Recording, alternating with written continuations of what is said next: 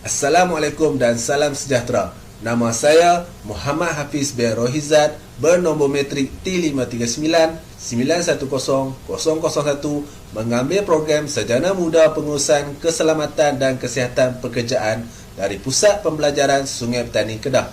Bersempena dengan tugasan bagi subjek SBET 3103 Toksikologi Pekerjaan dan Persekitaran, hari ini saya akan membentangkan topik berkaitan pembuangan sampah toksik secara haram di Sungai Kim Kim. Kronologi kes. Masalah pencemaran yang berbahaya di Malaysia berlaku di Sungai Kim Kim.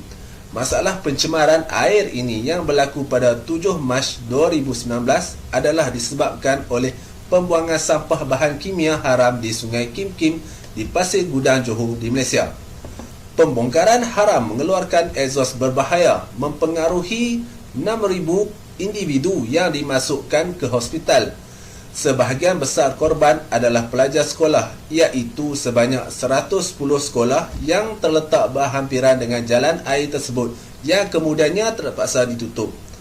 Bentan dari Malay Mail membuat liputan ke-7 pada Mac 2019 bahawa sampah kompang ini dibongkar secara tidak sah oleh sebuah lori pengangkut besar ke aliran Sungai Kim Kim di Pasir Gudang, Johor Bahru. Kematian 31 mangsa yang merupakan pelajar dan juga pekerja kontena dari SMK Pasir Putih dan SK Pasir Putih diberi rawatan klinikal namun dikatakan stabil. Pihak berkuasa mengumumkan bahawa metana merupakan sebab atau penyebab kepada masalah ini yang membahayakan kesihatan manusia. Walau bagaimanapun, pentadbir Jawatankuasa Kesihatan Alam Sekitar dan Pertanian Johor, Dr. Sahruddin Jamal tidak dapat mengesahkannya sehingga buktinya adalah jelas. Pada Mac 2019, Muhammad Farhan Shah dan Vanessa Devi dari The Star Online mengesahkan masalah tersebut dan memberikan video dari tempat kejadian.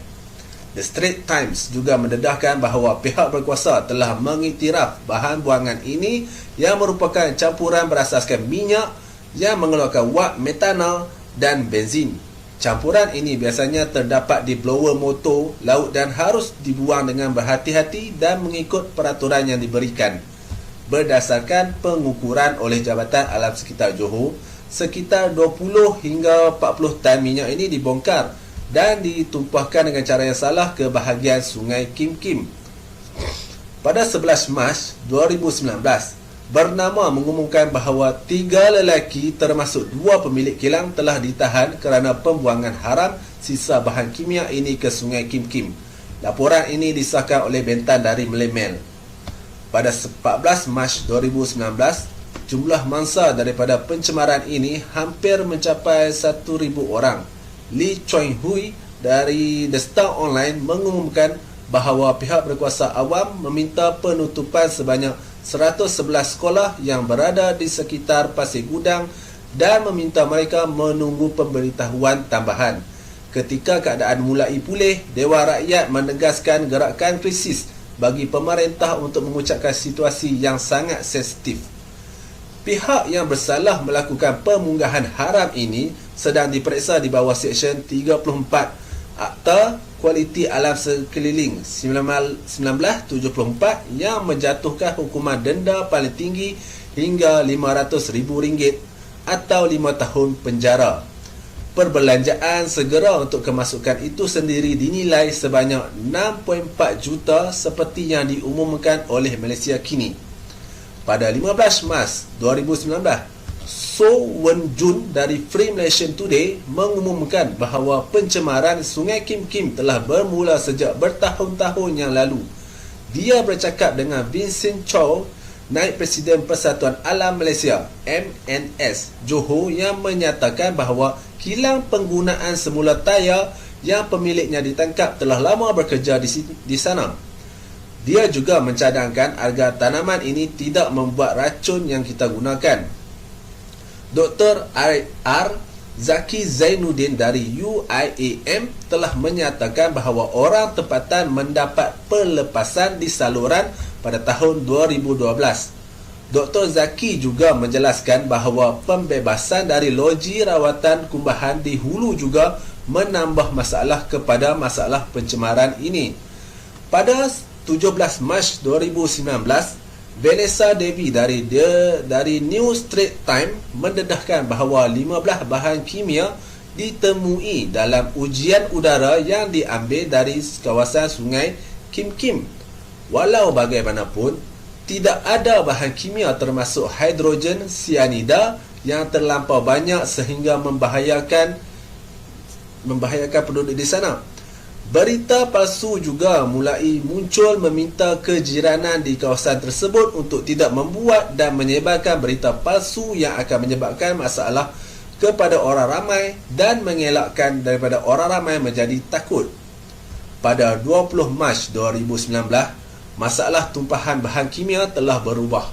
Muhammad Farhan Shah mengumumkan bahawa bergantung pada gambar satelit, kemungkinan destinasi pemunggahan haram dibezakan di wilayah Pasir Gudang sahaja. Sementara pakar juga menemui tempat pemunggahan di Sungai Masai dan Sungai Semilang.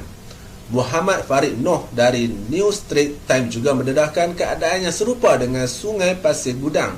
Tenaga sains, teknologi, alam sekitar dan perubahan iklim juga dicadangkan untuk menubuhkan majlis di zon moden di seluruh negara untuk menilai zon-zon ini untuk melihat jika wujudnya kemungkinan pencemaran.